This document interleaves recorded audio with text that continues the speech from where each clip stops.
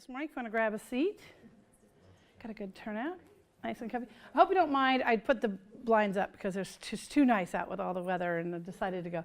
My name is Lynn Edwards, and I'm the owner of Proper Planning. We are a full-service event planning company right here in the Seattle area. We produce about 60 events all over the country. And it's a bit of a full circle moment for me because I actually planned the Washington State Hotel Lodging Association conference for about 5 years, long time ago.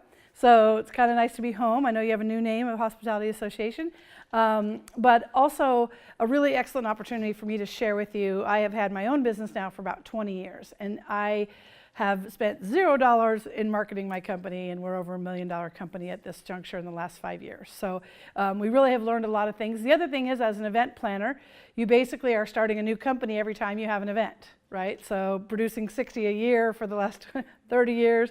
I have spent a lot of time with each convention and event and talk with them about their marketing plan, and oftentimes they have very limited marketing dollars to spread the word. You know, I share with my event clients, the hardest thing to do is get people to your party. 100%. I can make sure we have enough chicken, I can make sure we have green linens, but the hardest thing to do is to get people to your party, right? Whatever party that is. And there's a lot of people that have a mentality that build it and they will come. You know, make great burgers or make great pizza, make a cool studio venue and people will come. That's not the case. You absolutely 100% have to have a marketing strategy, and oftentimes that comes with very limited marketing dollars. I find it ironic, you know, they'll build these $1 million hotels, and you're like, what's the marketing budget? And, you know, here you got $1,000 to spend to fill this thing up. It's always disproportionate, and you're thinking, you probably should have, on the front end, should have thought about the marketing budget and making the investment to ensure that we maximize our revenues. So I think we have quickly, so that's who I am. I am always asking myself when I'm sitting in the seats, who's this woman up here, and why does she get to have a chance to share this? That's my background. And hopefully that'll give you some insight to my perspective on some of the information that I'm sharing today. And so then I know we have restaurants, right? How many restaurants? Okay, and hoteliers? Yay. And there are any others? The others of not a hotel, not a restaurant? Come on in, you guys. You can sit up front. I just said you might win a car if you sit up front, but you might not win a car. Yeah, and you might not get a car, and you might not get a car. Come on in. We're going to have a good time. I want to share a lot of energy, a lot of interaction, a lot of Q&A, because part of this is understanding your unique marketing scenario, whether it's relational with the management, whether it's we've tried this or we've been handcuffed with lack of funds. Really want to be able to spend some time with Q&A. So I'm going to jump right in here. The first thing that I don't think I learned this in college, and I think early on in my career I had a mentor that shared this with me. And it made a lot of sense. You know, you hear people, I'm the director of marketing, I'm the director of sales and marketing. Oh, that's our sales department, that's our marketing department. So for just the vernacular for today, I learned marketing to be creating an interest in your product or service. And then the selling portion is a direct ask, right? So that for me was very eye-opening, and understood, like when they talked about marketing budgets and marketing activities, it's the stuff that creates the interest. It's not typically a direct sale. Please come have a pizza with us. Please come, book my hotel. That's direct sales. That's sales, an ask versus creating an interest. So the thing that's really important is to understand that this is a marketplace. Okay, so imagine going to a Saturday morning farmer's market, and you've got 5 vendors that have apples, right? They just do, and you get a chance to walk and you get to decide which apples, the crispest and the freshest, and pick it up and smell it, and it's a marketplace. And so is your business. People have a choice of which hotel to book and eat, sleep, and meet and have meetings and book their overnight stays. And you have to understand your position in that market. Are you the third vendor in on the farmer's market that has the biggest apples, and that's what you're going to put the stake in the ground around? But you have to understand who your competition is. When I was in the hotel business for 10 years, I would go and stay at other hotels. I would shop other hotels. I really wanted to understand my competition and how we stack up. When I would give a site tour to meeting planners that were looking at 4 different hotels, I knew if they were also looking at the XYZ hotel, their parking was 3 times what they had to pay at our place. I knew that their coffee was $90 a gallon and ours was not. And I would encourage them to price out their entire meeting, because although the rates are close and the meeting space is comp at both places, run the numbers. And I encourage them to, it wasn't like they're not, putting them down. It was more, I know where I land in this marketplace. When you run the numbers to have your event here or here, we are going to price out more competitively than the other location. So when you understand the competition, everything from response time for hoteliers specifically, but if you shop your competition, see how long it takes them to get back to you. Put a point of pride on your side of we're going to be really responsive. Look at their proposals, see what they're like. From a restaurant perspective, shop those restaurants. Send in you, or if people know you're the manager, send in other staff to come back and say, here's $5, $10, well, here's $20. Go, here's $100. Go check out this other restaurant and let me know how you do. I worked with a restaurateur in Savannah, Georgia, and we used to have a thing where he would go and shop. He would do that. He would send his servers, and he'd give them $100 to take a guest to go to the other restaurants and come back with a report card and really say, they have amazing service. And by that, I mean, they greeted us at the, and they go through this, and he says, tell me what good service sounds like. If you're telling me they had great service, describe that so we can then aim towards meeting that bar as far as customer service. Services is a very subjective thing. So you need, when you talk about we have great service, make sure you quantify that with some really specific things. So does anyone here have any challenges understanding your competitive set, who's in it, and do you feel confident you've spent time understanding your place in the farmer's market? Yes. Okay, this is super important because the rest is that we can do all the other stuff, and if you don't take this step, it's going to be a challenge. The other thing is really honing in on your competitive advantage. So in the marketplace, if you decide you're at the farmer's market and you have the freshest apples because you come the least distance right off the tree, right? That's going to be the distinguishing factor of you compared to every other vendor along the row. Really own that and amplify that as much as possible. I was just working with a hotel and we were talking, all of their staff had been there more than 20 years. And I was like, what? That's a big deal. And so you can say we have good customer service, but if you tell me as a planner that your team has been here, all of them, for 20 years, that tells me a lot. They like it there. If they're happy, they're probably going to give good service. They understand the venue inside and out, right? They really, I think from my perspective, they're able to accommodate unique requests because, again, they've been there a long time. They know where to go be creative and resourceful to help me solve my problems. So that's a competitive advantage that she really wasn't owning or amplifying. So now she's changed her sales pitch to really make sure she has a couple people with her on the site visit that have been there a long time that can speak to how the room can be set. Make sense? So really, I'd like you to take a minute to write down what you think your competitive advantage is in your marketplace.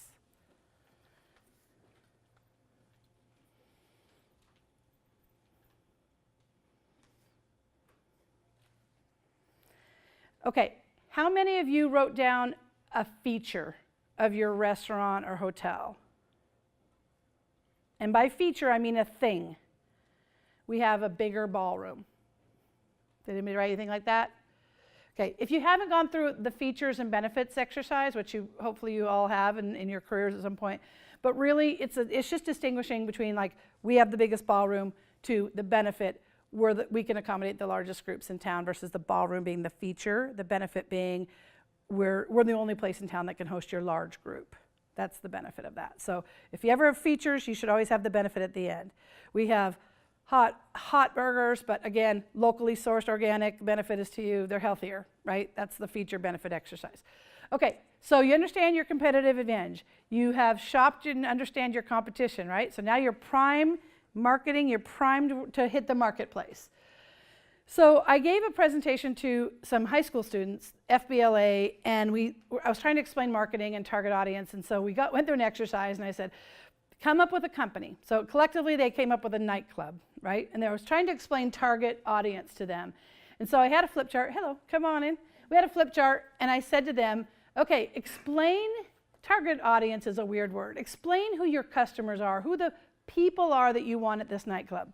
So they said to me, well, cool people. I said, okay, cool. So we drew a circle, and I put uncool out here, and inside the circle was cool people, right? So I said, tell me more. Who's in this? Imagine your company. Who's in your club? Well, young people. I said, perfect. So I drew another circle, and I put young inside of it and not so young on the outside of it, right? So they really did an amazing job of narrowing down. Music lovers. So we drew a circle inside that. We put music. So you have to be cool, young, and love music, or you're not getting into this thing that they were building, right? So they really understood drilling into describing your audience, the ideal customer at your restaurant or at your facility, your venue, right?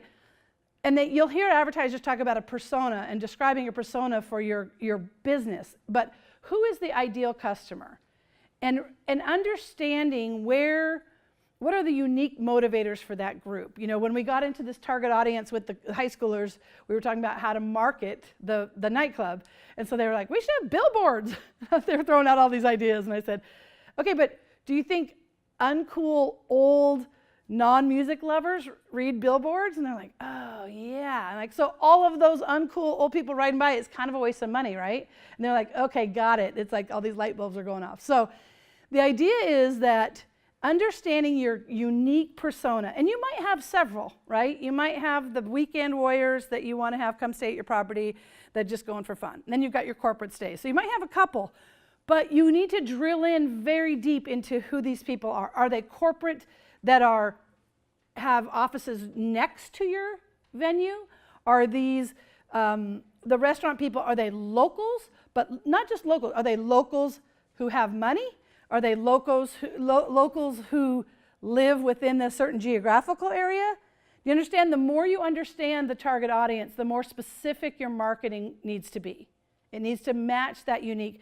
And I feel like there's a lot of talk about marketing. It's this kind of this thing. That's why I drilled in between sales and marketing. Marketing is like creating an interest. And then, find your target audience. Well, we want people to come spend money. People. No, not people. What kind of people? Where do they live? Where do they sleep? Where do they eat? Where do they play? What do they read? Understand these personas of the ideal customer. Does that make sense? And then the strategy for meeting them where they're at is unique. It's specific. It's not a shotgun approach. It is a rifle approach directly targeted to that persona, to that ideal customer. In talking with some hoteliers last week, we were talking about, is your hotel a sports hotel? Right? And they were just like, what do you mean? I go, do you want sports teams here? Yeah, they're hard on your hotel. They use a bunch of towels. They're loud. They stay up late.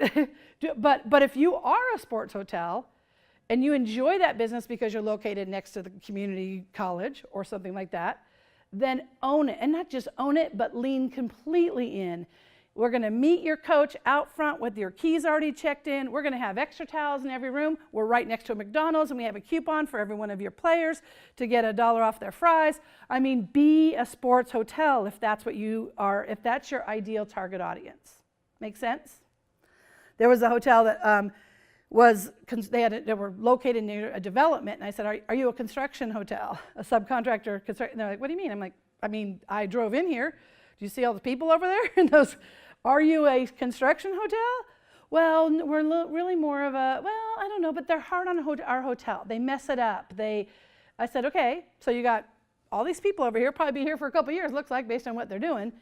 How can you be a construction hotel? So we got working with them, and we decided, okay, if we put these really cool things outside the entrance where they could knock off their dirty boots and they could leave them in this locker. We came up with all these cool things and then we went to market to these people. And we started talking about how do we market to them? How do we get a hold of that construction company that's coming in just to do tile? So we put on our boots and our jeans and we walked over to the construction site and asked for the foreman. Went in, we created some flyers that said, guess what? The XYZ hotel is a construction hotel. We want you to stay with us. We put flyers on the back or the door of every porta potty on that whole development.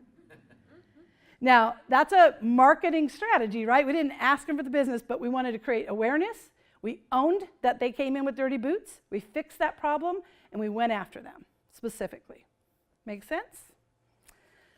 Okay, so we're going to talk about some marketing strategies, and this is what I know you got, the meat of what you guys came for. Like, Lynn, tell us how to sell your business without a lot of dollars. I think once you identify your target audience and you're crystal clear on who your ideal customer is, there are other people who have the exact same target audience. Does that make sense? You've defined that your target audience is cool, young music lovers. There are other businesses that have that exact persona. That's exactly who they're going after. And what this means is that there's an opportunity to partner to share increased awareness, right? So we did a program. I had a YouTube event for about 3,500 people with YouTube and Amazon, and we wrote the target audience, drilled down really quick, and we decided that they all ate at this one restaurant, a lot of them, because of the proximity to the venue and just kind of the nature of the restaurant. So we went into the restaurant and said, hey, we want to partner. And what this means is we feel like our people will go eat your food, your people who come there might want to buy a ticket to our YouTube event. So we came up with a partnership where we created these really cool cards, little business card size, that gave a discount on our tickets to our event. They worked with us to stuff them in every folio as people were checking out. They put table tents on all their things, said, we are the host venue, come back to drink with us from after your day at the YouTube event. It cost us probably $35 to have some stuff printed for, a ton of VistaCard business cards. We both really won in that situation, because tons of people that would not have known about the Vlogger Fair event or the YouTube event, tons of our people were driven specifically into that venue to eat and drink. Again, cost us little or nothing, but we had a shared target audience. Make sense? Other partnerships, I know when I was involved with the Lodging Association, we had a very upscale property, and we wanted to understand high-end people that were kind of in that area to drive them into the restaurant of the hotel. So we did a shared partnership with a large credit card company that was able to, they owned a similar target audience. They were able to drill into zip code, to the like who has eaten out 5 of the last 7 days. They had some crazy good data to narrow this database. And then we sent a promotion together. So they won because people were using their card. We won because we were driving business directly into our restaurant. Cost us $0. Make sense? The enrolling your current customers, I think this is super important. When you don't have marketing dollars, you need to create a sales army, or an army, right, that will spread the word. Think of a megaphone, right? Marketing is a megaphone. There's people who can amplify your message. And the best people to do this are the ones who are very happy with you and love your product. Anybody here refer anybody recently to a product or service that they loved? Raise your hands. Everybody? Who's a product you love to recommend? Very cool. For sightseeing, you recommend that? You don't mind a bit. Do they pay you to tell people about it? No. Who else? E-cloth. What is that? They are a cleaning cloth. Yeah, that's very cool. Yeah. Again, do they pay you? Nope. You love spreading the word? Yeah. Okay, anybody else? Okay, so you understand what I'm saying. You create an army that's familiar with your product, pleased with your product, and then there are ways to ask them to amplify or incentivize them to spread the word. I stayed at a Airbnb, or no, B&B, old school. Stayed at a B&B up north, and it was fantastic. And they gave me a little card, and it had a code on it with my name, and they said, if you recommend people, if you send 5 people to this particular venue, you'll come stay for a free weekend. And I was like, are you really? And it was small enough to put in my purse. I could tell people, they're like, oh, you're going to Anacortes? Stay with these guys. Put my name down. Sure enough, I've stayed there twice for free. I don't mind being the sales force. I love the product. They've incentivized me to promote the product. There's a reason these loyalty cards work, right? Punch 5, coffees, get in. There's a reason those kinds of incentives work. People love to get free stuff. They love to be able to, be a part. Tell me what I get, and I'm happy to do that. Particularly if they love your product, right? So this is you have a sales force or a marketing team of one person, and all of a sudden, 500 customers are incentivized to go spread the word Christmas at so-and-so is amazing, the lights and and I used to tell my front desk team, there was a restaurant that would come they would invite all of our concierge and bellmen and front desk people down to the restaurant. And I went by the front desk and I heard someone say, where should we eat? And the guy was like, you can eat down the river, blah, blah. Then they did this program where they brought people in, and I went by the front desk and the guy's saying, you should eat at the River House, and you should have the encrusted salmon. And then they had this lime, and then they had this pecan pie. I thought to myself, I wanted to video him because I was thinking, this is a salesman and a marketing megaphone that you can't buy. This guy is psyched about this salmon, and he's selling that to every potential person coming into our hotel. So again, if they're pleased with your product, they will describe it and sell it very, very proactively for you. Any questions on how to enroll your current customers? The other thing is, go ahead. Timing. When do you do that? Always. Year round, always, everything, new promotions. When you say current customers, when, let's say I stay at a hotel, I check in, I stay there, I check out. Yep. So if that hotel wants me to serve as a marketer, when are they engaging me in that dialogue? Maybe not from the check-in. I haven't experienced your product yet. I don't know if I want to tell my friends and family about it, and I want to tell them when it's been great. So potentially they don't usually even go to the desk to check out anymore. I know I don't ever. So, but something in a communication to them, it was an email, thank you for staying with us. We'd love to have you back. We'd love to have you share with your corporate friends and family and on and on and on. If you do that, we're willing to give you some sort of incentive. We know you came here to stay for one night. We see you didn't go to the restaurant. If you told me that, if you're like, but we'd like to come back, Lynn, and stay at the restaurant next time, or you were here for business, you've probably been busy, come back to our spa. Now I'm just like, my loyalty to you guys is deepening the relationship, right? So now I'm like, whoa, they understood that I didn't get a chance to go to the spa. I get to go back to the spa. And then when I'm there, we'd love to have you share with people. We see that you're a corporate planner. Do you have other planners that come to Chicago? That's how that developed. Developing that relationship and making them your sales army and your marketing army that talk to people.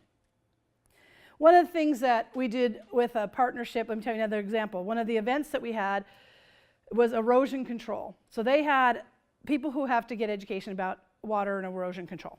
So they had an association of 200 people that they kept asking to come to their conference every year. They got about 180, 75, 80 that came every single year. So we sit down with them and I say, who should be at this event? Tell me more about the target audience. Well, people that have to have this, and then they start drilling in. I'm like, so you're telling me there's a continuing education piece that you provide that everybody that works at the state has to have.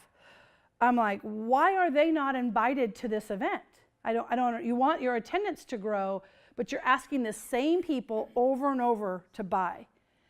How about we spread our wings a little bit? So what we did is built a partnership with DOT. They had a 10,000 person listserv. They sent that out 3 times before the event, and we had 800 people at the event. That is casting a wider net, right? Because we understood who should be there. We understood that they were only asking the same people over and over. Wider net for that one. Okay?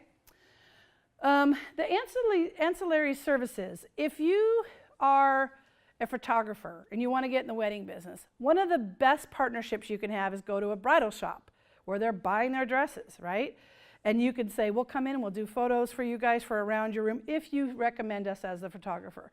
Costs $0. You've hitched your wagon to an ancillary service that can help drive business your way. Does that make sense? So let me give you another example. We had, I'm trying to think for the restaurant business what this might entail. If you had a linen vendor or something like that, I'm trying to think about what that might be, some sort of a service provider for you. What partnerships could you create with them to drive, people actually butts and seats at your restaurant? Maybe it's through their 10,000 employees that live in the city. Maybe you're like, hey, we've been paying you to do our linens for the last 30 years. By the way, we've driven $1.3 million worth of money in your pocket. We'd like a little love back. How about your Christmas party? How about sending something to all your employees that they can come to our restaurant during this super dead time, buy one, get one free? Does that make sense? It's that creative partnership about who you're doing business with and how can they help you drive revenue. I learned about public relations, similar to marketing and sales, right? Marketing is creating an interest, sales is asking them to buy. I learned about PR and marketing and the differences of that between, marketing is like paid advertising. You put an ad in the newspaper. That's marketing your product, right? Creating an interest. PR is prayed advertising, meaning someone could maybe come to a story and get some coverage that you wouldn't buy, and they do. So it's more prayed advertising or prayed marketing. So if you don't have a public relations person, or if it's you should be thinking about story-worthy things, right? Think about diners, drive-ins, and dives. That thing. They come into these places, and someone told them it was cool, and they come in there and they do this whole show on that, right? Is there a story in your organization that would be newsworthy? And it doesn't have to be, you don't have to have a PR firm worth $1 million. But is there a story? Has Ben in banquets been there 30 years? And would he be an interesting story about someone who started at the bottom and now he's at the top, right? He's now the banquet manager. It's a great story. You'd pitch that to somebody, put a blog, find out what industry trades are doing, and local newspapers and podcasts, and find your stories, and your stories will get you likely paid marketing or PR. Your stories have to be newsworthy. They have to be you have to pitch the angle. You can't just be like, we have a guy. You have to figure out what would be cool for you to read and interesting. And maybe it's the story of, in your restaurant, you've doubled your revenues, and maybe it's the business journal that you want to tell that story to, or that you are expanding. They want all those people that are telling stories, whether it's online or wherever, they want content. They want a great story. And if you can package your story up really well, you are now a PR person. And then you got to figure out how to get it in their hands. Maybe it's inviting the PR people in town to a lunch roundtable. Hey, every PR company in town, what do you think our story is? We think these 3 stories are cool. Ben's been here a long time. He's moved up the chain. We have somebody who is, I don't know what the story is, right? But they come in, they have lunch, they all want a different story. Maybe you take them in one at a time rather than a group, because they're a competitive marketplace. But does that make sense on the PR front? Stories, personal stories, Facebook posts that are really intriguing and cool, and pictures, video, Instagram, all of that. Brand new wing to the hotel, there should be, Instagram, Insta story, video all the time, right? And then industry events. I think it's super important. Now, there's a great strategy in event planning. If you remember, I said the hardest thing to do is get people to your party, right? So I'm planning ABC event. Okay, my people are the same people as the people at South by Southwest, right? South by Southwest event they put in all the effort and all the money to market people to come to Austin, Texas for South by Southwest. And here's what I'm going to do. Drop an after hours party right next to South by Southwest. I want that same audience. They did all the hard work, paid the money to get them there, and I'm going to leverage this. And I'm going to have a happy hour for my 50 potential customers that I want to see, that I know are all in Austin. Make sense? Again, leveraging a live event where your same audience lives. If you're in an area where there's a 5K run and you're a restaurant, leveraging that event. They already did the work to bring 3,000 people to the waterfront. How are you going to get them in the door of your restaurant, right? You're going to go have a meeting with the event organizers, tell us the time of your event. Do you think they would eat? How could we make sure that they got a great meal? Could we offer them a discount so they do come in our door, and then all your runners are happy to get some carbs after their event? This is a great partnership. Make sense? Okay. There's a lot of marketing channels, and I just threw some stuff up here to talk about them. One event that we had, we got on 100 online calendars for free. I just had to have an intern go in there and find all of them, and they put the event up there with our registration link. Again, free. Social media influencers are a big deal in this day and age, and if you can find one in your space, if you serve high-end steaks and you can find an influencer that loves that has been to your place, and they have 1 million followers on, not even 1 million, sometimes, just if they're in the area and they're very prolific with their posts and all of that, they can be an incredible partner to you. And sometimes they'll do it for a steak dinner. You know, come in and we'll give you guys VIP bottle service in the corner with all your 30th birthday girls, and come and all you have to do is while you're here, make sure you really, really put that out through the social channels. And that can be a huge megaphone or amplifier, right? You know, I think having a pro at social media is important because it's a lot to try to manage. I know we all maybe use it ourselves, but to understand how to leverage it with not a lot of money, it's important to have a pro kind of chime in. We just did an event for corporate diversity and inclusion executives, and we went in through a LinkedIn group, created a LinkedIn group, and we found, I mean, the top 20 brands in the entire world connected to us through this LinkedIn group. We could have never reached them. It cost us $0 other than the fact that we had a social media pro kind of on our team volunteering her time to help guide us.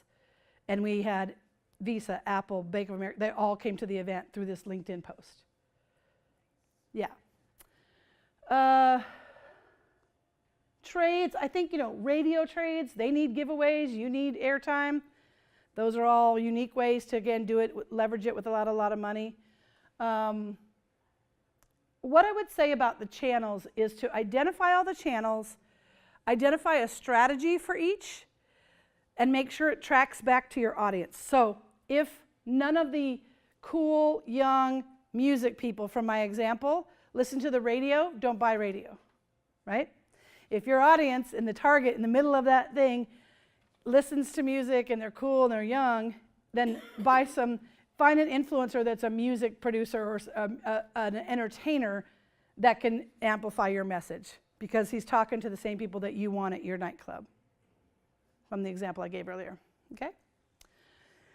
Any questions on this whole where do I put my marketing dollar from a channel perspective? This is the most critical part for me. I have people all the time that I work with that are spending marketing dollars, even if they have very few. They never know if it works. They honestly never know how did it do. So every single thing you partner on, remember the YouTube little cards? We knew exactly how many people came into the event from that. And we were able to quantify it, and it cost us, $100 for the business cards, and it generated about 300 registrations. So about $500,000 worth of business. We understood that it worked, right? So then if it's working, double down. Go find another couple restaurants that could be funnels for you, right? If it's not working, here's a little update. Stop. Stop spending the money, the time, the effort. Stop it completely if it's not working. But you don't know that unless you really know your numbers and track. So every time you do a unique marketing strategy, it should have a unique identifier in it. A reg code, a promotion code, to tell us you found us on TV. It should have some sort of tracking mechanism so that you know that there's coming from that location and that partnership and that strategy that you tried. If it's working, double down. If it's not working, go back to the drawing board. Come up with another strategy for your target audience. Okay? Show of hands, do you guys feel like you're getting good information, good intel on your marketing efforts? Is it working? You feel like you have a pretty good tracking? A lot of it's kind of, you know, it's interesting. If you ask people, sometimes we ask people, how did you hear about this event? And they'll check TV, and we're like, we didn't have any TV. So it's not an exact science as far as like, how did you hear about us? But it gives you an indicator. You should be using your analytics. If someone's making a reservation on your website, you should be able to see which portal they're coming through. Did they find you from the influencer Facebook post and then come in through? There's enough information at your fingertips. You should be able to suss out where it came from and you know what's working, basically. And so find the data. The data's, if you're not a data nerd, find a great data nerd to help you understand, is it working? And then 100% adjust according to the feedback that you're getting. Because I can tell you how many GMs that I work for that I would bring data to the table and they would just be like, we're going to be in Sunset Magazine, whatever it is, right? And I'd just be like, it's not, why? Oh, top of mind. Okay, you know what? We're too sophisticated in this day. Yes, at some point you need to have top of mind. If you have a lot of budget, spend money to just create general awareness about your property. Top of mind is probably should be part of a strategy, but if you have your money. If you don't have very much money to spend on marketing, go guerrilla, go direct, go right to those people that you know are your customers. And spend the money there and track how it did and double down on what's working. Okay, so I think that's, yep. So I'm going to get into a lot of deep Q&A, so let's go for it. Do you think that print is worthwhile? It's very difficult to track, even with a promo code. It is, but I'll tell you a great story. Anyone here from Coeur d'Alene? So Coeur d'Alene Resort has a print strategy. They do a postcard once a quarter, and they have all these people they send to. A little teeny postcard, but it's a picture of the golf course and everything cool about Coeur d'Alene. I literally grab it from my P.O. box, go through it, and I'm like, oh, Coeur d'Alene. That's right. Oh, wait. And I look, in the back they have one thing that's been different from the last time they sent a postcard. We've expanded. We have a new chef. They make it really interesting, and I always look at it, I'm just like, oh, they have more meeting space. They now can go from 200 to 800. Cool. And I throw it away. But I guarantee you if I have a client that wanted to go somewhere with golf, Coeur d'Alene would be top of my mind. So print is, I feel like it's sometimes more impactful now because it's not used. I think the business cards in certain scenarios are super inexpensive to print and really awesome to be. I mean, everyone in your business should be armed with a ton of promotion code business cards. I mean, those things are $35 for 500 of them, and they're out and about, and they have friends and family, and it should be like this. You should really be letting people know about that. So if you do print, you should put some sort of a code on there to see if it got any capture, and they may or may not use the code. But give them a blank field to be able to, like, I saw it from the postcard. You know, if they were to ask me why I was coming back, I'd say because of your postcard campaign. I struggle with it in the event business because we try to promote the event and we do all online and email. And I had a group of 800 scientists. They were all out there in nature. They never read their email. And I was like, we have to commit to go back to some sort of a postcard to drive them to the website, but at least something that comes across their desk because they're not reading emails. They're just not. So I think it has an interesting appeal to it now. If you have the right message, the right target audience, I wouldn't just mail it to every house in the, I mean, I would go back to your specific, but if you know that they're all people from the mall, all the people who work at the mall come across the street to eat lunch, I would go and do a handout that was printed, and I would go, oh, hey. And for the entertainment portion of it, does that help? Does that help? It's kind of, I would.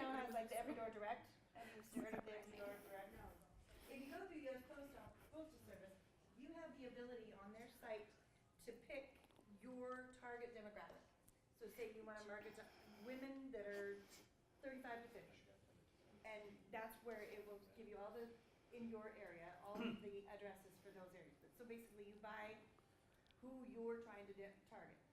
And so that's a benefit of using print to target who you're, like if you're having an event at your hotel or at your restaurant, you can use Every Door Direct. Newspapers, I'm from the newspaper industry for a lot of years. You got to know your demographic if you're going to use a newspaper ad, and it usually is going to be a sense of urgency, not a top-of-mind awareness type ad. But and I think with newspaper, my experience has been you've got to go multiple. You have enough money. You have to have enough budget to make it worthwhile to have multiple impressions. The other thing is, I'm not sure if you were here when we did the Amex program, we were able to drive into their clientele. That we had similar clientele, very upscale. They were able to say these are the people who eat out 4 times a week in this zip code, that's you, and we did that joint mailing. It was very effective. So it was joint, like, thanks for being an Amex person. Oh, thanks for also coming to this cool hotel. And and they paid for everything. We didn't pay for anything, so it's good partnership. Other questions? Tell me about your current marketing pains and woes and frustrations. Yeah? I have a question. I'd like to go back to your example about the construction hotel. Yes. And I found it interesting that you brought up, like, having a space for them to enter and maybe clean off the Yeah, roofs. yeah. How do you identify problems like that if you're not part of the demographic? Like, I'm not a construction worker, so Yeah. I didn't even think to Well, I went to the hotel. I went to the operations team. I'm like, are we a construction hotel? And they were like, no, we don't like those guys. They leave their dirty boots. And they had all the reasons why we're not. And so I said, let's knock these out. Let's fix them, and then let's go tell them we're a construction hotel. And for where you're at, we talked briefly about, but I mean, you've got an incredible target audience, I would think. We talked about the technical, check-in thing. In that chart of the music's, venue that uncool old people, they're probably not in your target either, but you've got a really incredible way. I would be leveraging industry events. I'd go to New Tech Northwest monthly meeting and tell them who you are and what you're doing. That brings in about 100. We plan all the GeekWire events, 5 events a year. I'd go to GeekWire and I'd let everybody know who you are, because these are all tech companies that have people coming in for interviews and that would love to stay at a property like yours. Or just listen to your staff. Yeah, that's a good point. We had worse people coming for years, apparently. I'm a very new manager, and the housekeepers are like, I hate when they come. Yeah. And I'm like, why? Well, because they ruin our washcloths.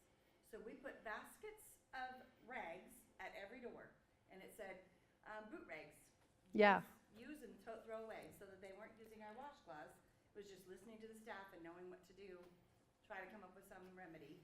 Well, and I had an opportunity, I worked at a luxury hotel in the South, and we had a big hospital next to us.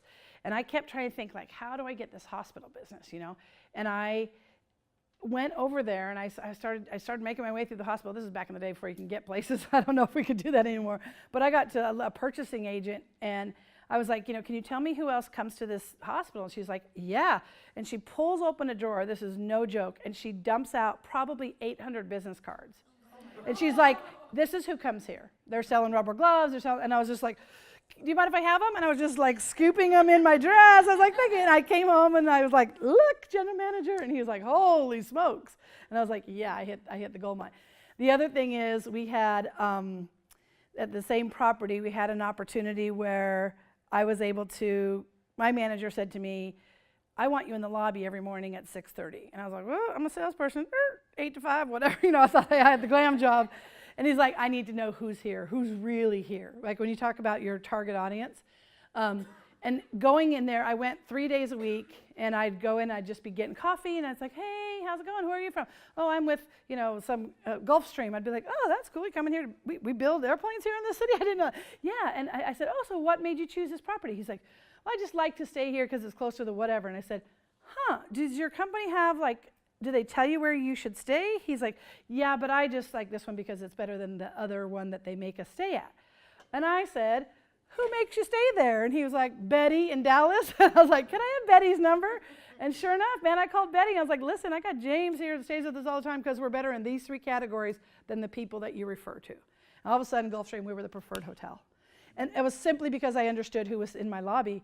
I would never have known that without really getting in and understanding not only your staff, but your customers. And if they already chose to come and stay with you or eat with you, they are your target audience, right? And if they were really happy, make them your sales force. And if they're really happy, understand how to reach more of those same like-minded people. You know, if you're in your restaurant and you're walking around, I was just in Chicago and the owner of the restaurant was there. Who are you guys? Oh, we're an event meeting planning team from Seattle in Chicago. How'd you guys find us? Well, actually, Mike at the Sheraton, the bellman, sent us here. That guy now knows who his megaphone is, right? So he's got to take care of Mike at the Sheraton valet. But he was like, so do you come here very much? Like, well, we have an annual conference here. Okay, well, I'd like to host your team dinner when you're done with your conference. I mean, we were just there for brunch, just 2 of us. And my team is like 10, 12 people wide. So he picked up another business just by having a conversation with me. Okay, more challenges, frustrations, management issues that don't understand marketing. How do you know when to give up on a certain marketing strategy like print with follow-up? Obviously there's multiple touches there, but when is like the... I mean, if it's not generating direct return on investment, I would try a new strategy. What you could do is scale down. If there's an insistence that we have a presence in this print piece, scale it down and use that extra money to go try something really unique and creative and totally out of the box and direct and something. You know, we went to an event, we had a sporting event, and we went to an event at halftime. We went around and did this cool raffle and gave away a signed jersey, and the whole time we were in the entire place, 25,000 people, telling them about our sporting event that was the next weekend. It was incredible, and all we did was walk around and spread the word. So try something really unique like that where you can then dig in and say, we sold 100 room nights out of this one program. Give up the print and let's go do what's really working for us.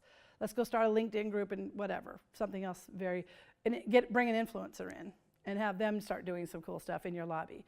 You know, maybe there's an influencer that would love to, again, do happy hour once a week, and she could be, we're live again from the XYZ hotel. These guys take care of us. Cool, smart influencer people.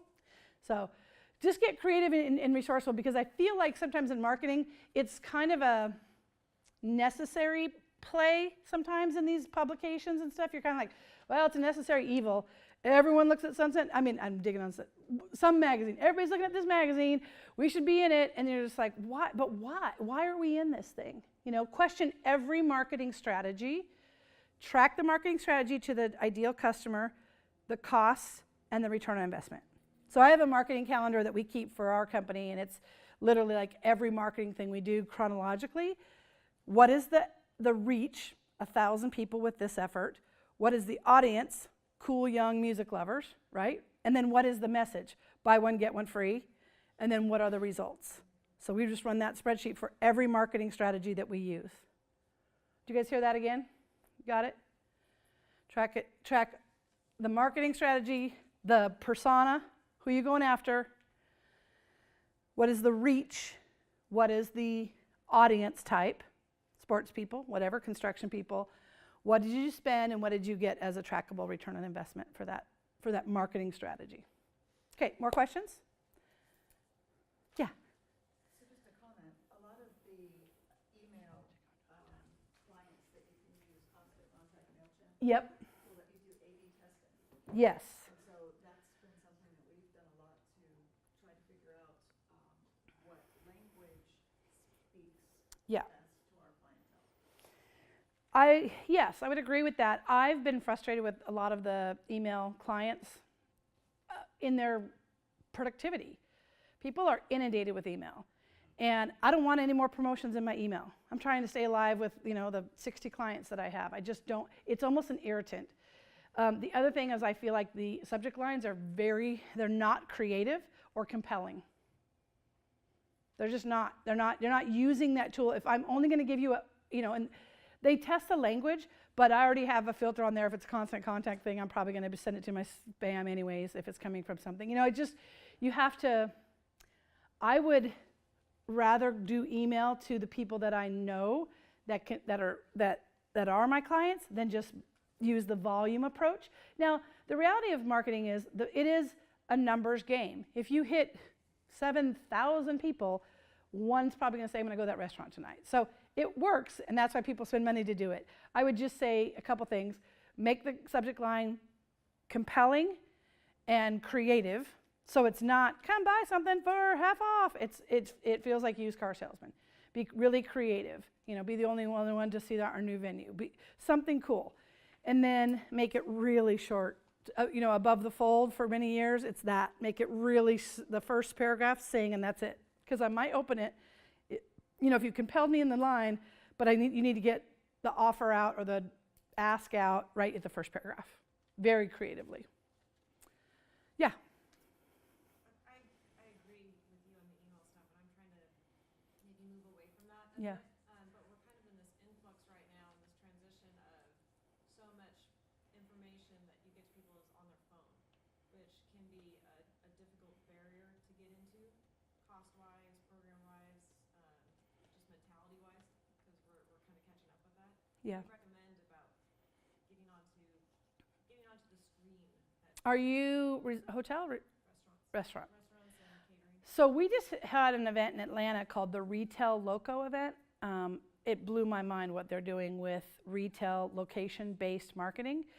And they have all these tools where you legit walk into an H&M and they're like, free tank tops in the back. I'm like, what? Okay, I'm going to the back, right? They had, the New York Yankees were there. They were talking about the sensors in the stadium where you get there and they're like, buy a jersey in the next few days or buy through the weekend. Buy a jersey from the Yankees game sometime this weekend and get this. And I was like, yes. So they were talking about how people are loving the fact that they're using these technologies. Went to an event where we had an event app and they had sensors that literally just little teeny devices that stuck above the door. And as soon as they came in, they're like, welcome to Lynn Edwards' marketing session. And it pushed notification on your phone. And it was like, here's a link to tell us how she did. I was like, this is amazing. Or as they left the general session, you have 1 hour to go to your room and get ready for the banquet tonight. It was amazing. It didn't bother me a bit. And they have really interesting tools of how to get on the device. And you could check out their website, again, Location-Based Marketing Association, LBMA. It's Retail Loco. But a lot of retail people were there at this conference learning about this technology and how they can get on the device. I think if there's a way to do a push notification or, again, some kind of incentive, if you tell me to lock into your Facebook page for something. Did you guys want dessert? I mean, if you had a great server come up to me and go, did you guys want dessert? You know what? If you like our Facebook page, we'll give you a free brownie. I'd be like, okay, cool. What is it? Right? I want a brownie. I'd love a brownie. And then now you have me connected through that social channel. I think Instagram, I think Yelp, I think all of those things are amazing tools that, again, put it on. Did you have something to add? Yeah, we do. And if they use your Wi-Fi, then you can grab their information to send them text messages. That's good to know. It's hard to find that balance between Irritating them.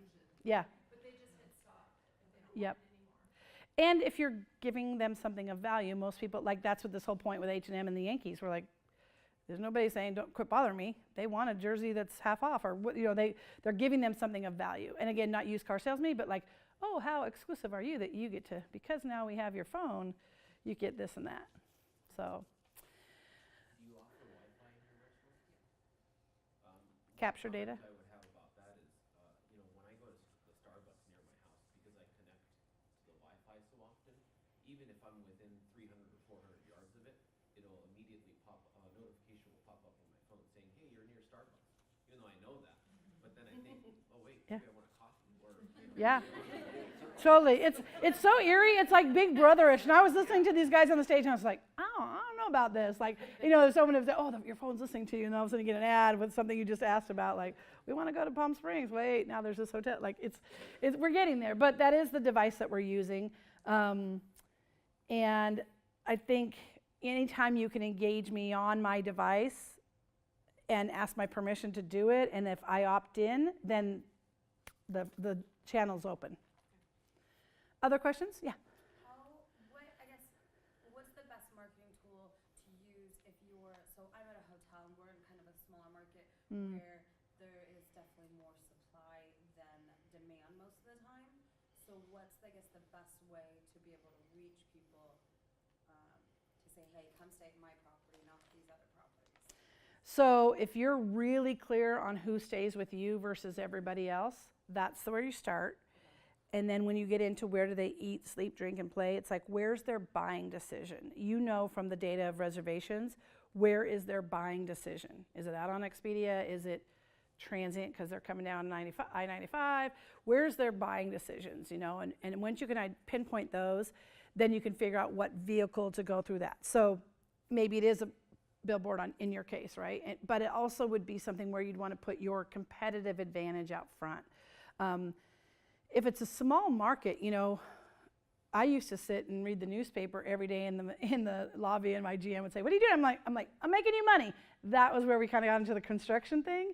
And then you'd read like, "Oh, Target just is building, they're going to have people coming for training."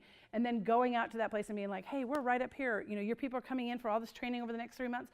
We want to be your preferred hotel. What's most important to you? Price, dusting off your boots. What is your jam? What do you guys really need from these trainers? They're super tired. They need our room service open later. You get done with training at midnight. Great. We'll do a special Target preferred burrito at midnight." You know what I mean? Just like really getting gritty with how to go find them, who's coming into your city, and the people that are in your hotel. Like that example I just gave of the lobby, I would be out there. How did you find us? What made you choose us? Really, yeah, get involved with the chamber, Yeah, the Hospitality Association is another tool. I mean, it obviously gives you great education for how to do stuff like this, but I would ask other marketing and PR people too. If you know somebody in your city that's a PR person, how do we get a story about our place? How do we do? But you have to be clear on why you're different. Does that make sense? I can't tell you how many hotels I go to for a living that go, "Hi, welcome to the X. We have a ballroom." And I'm thinking, that's your pitch? I just went to 5 other hotels in this city, and they all have ballrooms. Like, give me something, Come at me with, did you know that we're the most newly renovated property? Did you know that we're the only ones that have the same amount of space as hotel rooms? Did you know, and maybe it comes from me, 10 years on the sales side and now 20 years on the customer side. The sales and marketing is abysmal out there, frankly, people. It's just, particularly hotels, it's horrible. They've not been trained up how to do this. They don't understand how to really pitch their own property, whether it's to a marketing megaphone or to a direct sales ask. So if you do some of these basics, and this might seem basic to some of you, like, yeah, I got it, Lynn, marketing 101, target audience. But I trust me, if you do this and you write the top 5 people on your desk on a sticky that you want to go get, corporate aviation people. That's who I'm going after. And I'm going after them every day in this way. I'm going to be in the aviation bulletin. I'm going to go figure out a way to find these people where they eat, sleep, drink, play, read, taste, smell. Where are they? And somebody else owns them as an audience too. And go find that partner and figure out how to work a deal so it's a win-win thing where you both get more revenue because you've partnered. That makes sense? And I'm happy to stick around and answer a few more questions if you tell me where and when I could come up with some. Yeah. In the day of everything's discounted. Yeah. And we're talking marketing, and traditionally people are looking, where am I going to get the deal, and they just keep following the deal. Yeah. We don't want a deal anymore. Yeah. I want to do, I want you to come in and have a good experience. Right. Where's the best? What is the best? I got back to your, what is your customer and how, but what do you suggest for, just the strategy of identifying us as the best opposed to the cheapest? It's perceived value. So think about that word a lot, perceived value. I'm going to get something at your place that I don't get anywhere else. It doesn't matter whether the steak is $14 or $12. Let's get real. If you're going out to dinner, you're going to crack open a 20 and you're going to have a steak, right? If I'm hyper price sensitive, you might decide that the hyper price sensitive people are not your audience. You're going to go find the audience that's there for their anniversary that's willing to crack open a 50 out of their wallet because it's a big deal, right? And you are the highest. So when you go through that marketplace of apples, you are the most expensive apple, but own that. Our apple is better. Our apple's better than anybody else on this row, and we're proud of it. And we're going to charge you $20 an apple instead of 2. Kind of owning that, putting the stake in the ground, understanding that that's who your customer is. But here's something I did. One of the conventions we had, my client didn't want to discount the tickets, but she wanted to light a fire under people starting to buy more tickets. So I said, what perceived value can we give these people? And I said, let's turn on the faucet and let's do an offer that people, the next 100 tickets that are sold, get to do a meet and greet with our keynote speaker who was a movie star. So everybody's still going to open $1,500 to come to this thing. All of a sudden, faucet comes on, 100 people sign up like that. And all we had to do was have the entertainer stand there and shake 100 hands, take a picture, and away we went. So it's perceived value. It's what at your restaurant, maybe it's receive a tableside prep of guacamole, or it's the chef will come out and present at your anniversary something. It's that, what do I get for that extra $2? A great steak, but help me understand why it's different when you are doing an ad or describing it. We're the only one that does grass-fed, blah, blah, blah, whatever. Does that help? Mm-hmm. Any more questions? I know we're getting close to time. Is it an hour, right? So 10:30, we good? It's 10:30, right? Okay. So my information is here. You're welcome to, again, I know we had some basic stuff, but hopefully you got a nugget out of today. And there's a check-in on the back thing to get credits. My email's here. I spoke at an event for hoteliers last week, and I said, anyone here want me to review your marketing materials, just email me. And there were 75 people in the room, and one lady did, and I completely rewrote her sales pitch letter. And I was just like, this is crazy. Because we're in the hospitality business. I'm a hospitality professional, 30 years. I'm a certified meeting professional. I stay at hotels. I'm your customer. I eat at restaurants. I'm your customer. And I want you all to succeed. So if you've got follow-up questions, email me. Scenarios, hey, I got this great plan, my boss won't approve it. I'm happy to spend a few minutes. Make sure your subject lines are creative and compelling. Lynn, it's for you. Oh, so yes, exactly. Do some testing to see if I'll respond. But have a great conference. Thank you for your time. Good luck to you in your marketing efforts. Creative and resourceful. Thanks, guys.